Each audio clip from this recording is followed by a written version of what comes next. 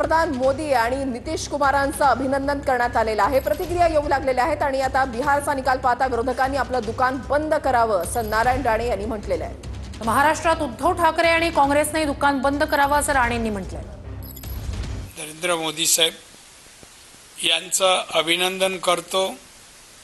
त्याचप्रमाणे बिहारचे मुख्यमंत्री माननीय नितीश कुमार यांचंही अभिनंदन करतो। दोघांनी त्यांनी सांगितल्याप्रमाणे प्रचंड विजय हा मिळवला आहे, चांगला विजय मिळवलेला आहे, म्हणून त्यांचं अभिनंदन। तर काँग्रेसने दुकान बंद करावं, आता काय राहिलं नाही आहे।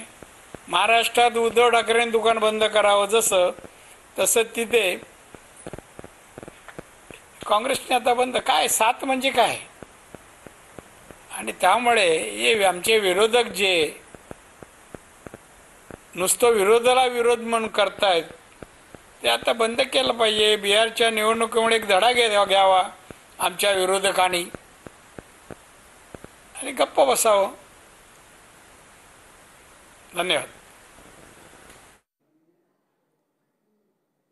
बिहारचा निकाल पाहता विरोधकांनी आपलं दुकान बंद करावं असं नारायण राणे यांनी म्हटलं।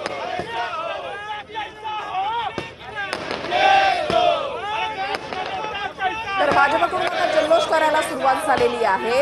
एनडीए बिहारमध्ये आता सरकार स्थापन करताय, त्याच्यामध्ये भाजप हा सर्वात मोठा पक्ष या ठिकाणी ठरतोय। भाजप आतापर्यंत 91, जेडीयू 78, एलजेपी 22 आणि एचएम हम जितेंद्रराव मांझी यांचा पक्ष तो म्हणजे 5 अशा एकूण जर आपण पाहिलं तर एनडीएचा आकडा 196 वर आता जातोय। आकडा सातत्याने बदलतोय। महाआघाडी 50च्या आतमध्ये 37 वर येऊन पोहोचलेली आहे आणि त्याच्यामुळे भाजप कार्यकर्त्यांकडून एक प्रकारे जल्लोष ठिकठिकाणी केला जातोय।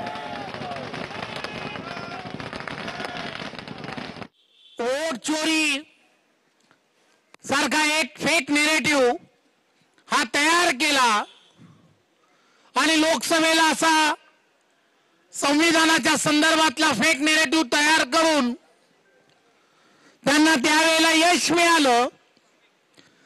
त्यामुळे यांनाही असं वाटत होतं की या निवडणुकीमध्ये असा फेक नेरेटिव्ह हा बिहारच्या निवडणुकीमध्ये आपण तयार करू, परंतु बिहारच्या जनतेने त्यांचा हा डाव ज्याला म्हणतात हा डाव वेळीच ओळखला। नाही